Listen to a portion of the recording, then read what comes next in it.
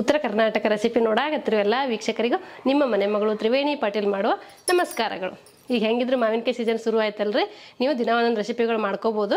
ನಾನು ಇವತ್ತೊಂದು ರೆಸಿಪಿ ಮಾಡಾಕತ್ತೀನಿ ರೀ, ಹಸಿ ಮಾವಿನಕಾಯಿದು. ಅದು ಹೆಂಗೆ ಮಾಡೋದಂತೆ ನೋಡ್ಕೊಂಬರೋಣ ಬರ್ರಿ. ನೀವೇನಾರ ನಮ್ಮ ಚಾನಲ್ಗೆ ಹೊಸಬ್ರಾಗಿದ್ರೆ ಅಂದ್ರೆ ಸಬ್ಸ್ಕ್ರೈಬ್ ಆಗ್ರಿ, ಬೆಲ್ಲೈಕನ್ ಒತ್ತಿರಿ, ನಿಮ್ಗೆ ನೋಟಿಫಿಕೇಶನ್ ಬರ್ತೈತಿ. ನಾವು ಹಾಕೋ ವಿಡಿಯೋಗಳನ್ನ ಫಸ್ಟ್ ನಿಮ್ಗೆ ಬರ್ತಾವೆ, ಎಲ್ಲರಿಗಿಂತ ಮೊದಲಾಗ ನೀವು ನೋಡ್ಬೋದು ರೀ. ನಾವೊಂದು ಹಸಿ ಮಾವಿನಕಾಯಿ ತೊಗೊಂಡಿನಿ ರೀ, ಇದು ತೊಳೆದಿಟ್ಕೊಂಡಿನಿ, ಇದು ಸಿಪ್ಪೆ ತೆಗಿತೀನಿ ರೀ.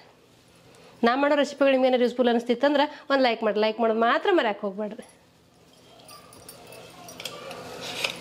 ಇದು ಪೂರ್ತಿ ಮೇಲಿನ ಸಿಪ್ಪೆ ಎಲ್ಲ ತಕ್ಕೋತೀನಿ ರೀ, ತಕ್ಕೊಂಡು ಸಣ್ಣಗೆ ಕಟ್ ಮಾಡ್ಕೋತೀನಿ ರೀ.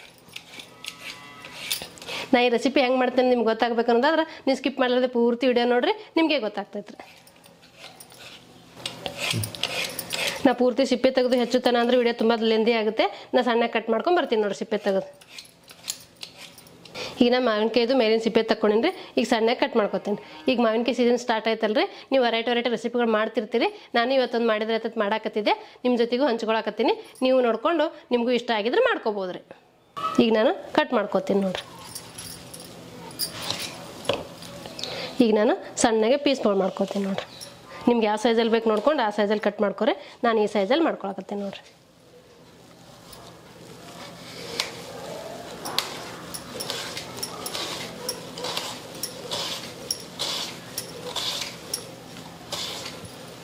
ನೋಡ್ರಿ ಈ ಸೈಜಲ್ಲಿ ಮಾವಿನಕಾಯಿ ಕಟ್ ಮಾಡ್ಕೊಂಡಿನಿ.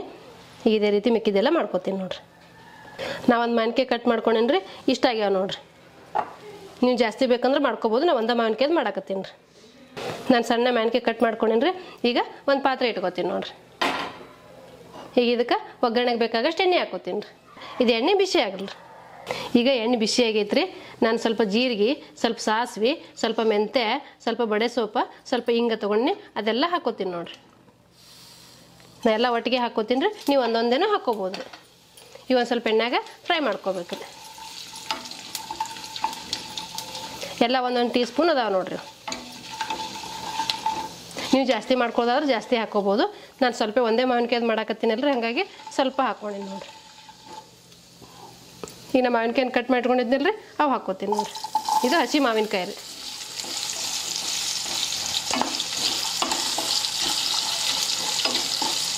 ಈಗ ಇದಕ್ಕೊಂದು ಸ್ವಲ್ಪ ನೀರು ಹಾಕಿ ಬೇಯಾಕಿಡೋಣ್ರಿ.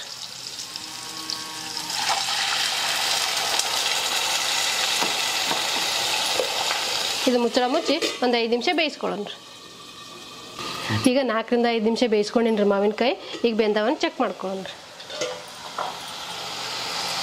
ನೋಡ್ರಿ ಮಾವಿನಕಾಯಿ ಬೆಂದಾವು, ಎಷ್ಟು ಮಸ್ತ್ ಬೆಂದಾವು ನೋಡ್ರಿ. ನಾ ಒಂದು ಅರ್ಧ ಕಪ್ನಷ್ಟು ನೀರು ಹಾಕ್ಕೊಂಡಿದ್ದೆ ರೀ. ಈಗ ಎಣ್ಣೆಗೆಲ್ಲ ಚಲೋ ಹೊತ್ತಿನ ಫ್ರೈ ಆಗೈತಿ ನೋಡ್ರಿ. ಇವು ಬೆಂದಾವ ನೋಡ್ರಿ. ನೀವು ಕೈಲೇ ಮುಟ್ಟಿ ನೋಡ್ರಿ, ನಿಮ್ಗೆ ಗೊತ್ತಾಗ್ತೈತಿ. ಹಿಂಗೆ ಹಿಚ್ಕಿದ್ರೆ ಮೆತ್ತಗಾಗಿರ್ಬೇಕು ರೀ.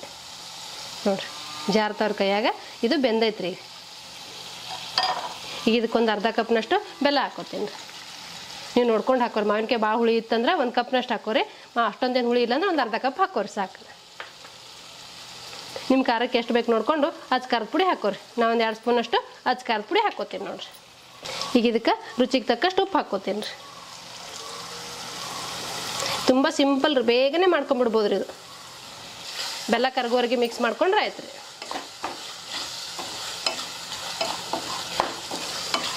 ನೀವು ರೊಟ್ಟಿ ಜೊತೆ, ಚಪಾತಿ ಜೊತೆ, ದೋಸೆ ಜೊತೆ ಎಲ್ಲದ್ರ ಜೊತೆಗೂ ತಿನ್ಬೋದು ರೀ ಇದು.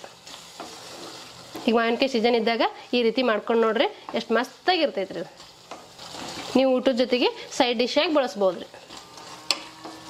ಇದು ಮಾಡಿಟ್ರಿ ನೀವು ಎಷ್ಟು ಮಸ್ತಾಗಿರ್ತೈತೆ ನಿಮಗೂ ಗೊತ್ತಾಗ್ತೈತಿ. ಒಂದ್ಸತಿ ನೀವು ಟ್ರೈ ಮಾಡಿರಿ. ಮಾವಿನಕಾಯಿ ಸೀಸನ್ ಮುಗಿಯೋಷ್ಟೊತ್ತಿಗೆ ಒಂದ್ಸತಿ ಮಾಡಿ ನೋಡ್ರಿ, ಎಷ್ಟು ಮಸ್ತ್ ಇರ್ತೈತೆ ನಿಮಗೂ ಗೊತ್ತಾಗ್ತೈತಿ.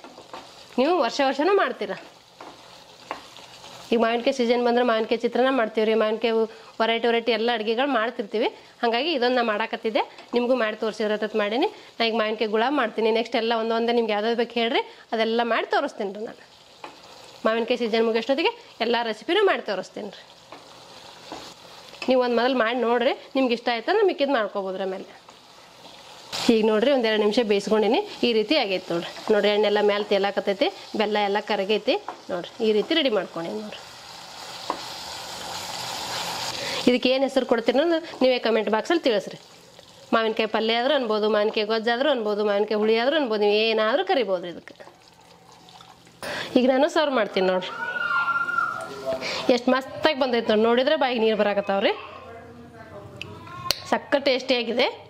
ನೀವು ಬಿಸಿ ಬಿಸಿ ರೊಟ್ಟಿ ಜೊತೆ ಹಾಕ್ಕೊಂತಿದ್ರೆ ಮಸ್ತಾಗಿರ್ತೈತೆ. ತುಪ್ಪ ಹಾಕ್ಕೊಂಡು ತಿಂದ್ರೆ ರೊಟ್ಟಿಗೆ, ಚಪಾತಿಗೆ, ದೋಸೆಗೂ ಎಲ್ಲದಕ್ಕೂ ನೀವು ಹಾಕ್ಕೋಬೋದು. ಇದಕ್ಕೆ ಗೊಜ್ಜಾದರೂ ಅನ್ಬೋದು, ಪಲ್ಯ ಆದರೂ ಅನ್ಬೋದು.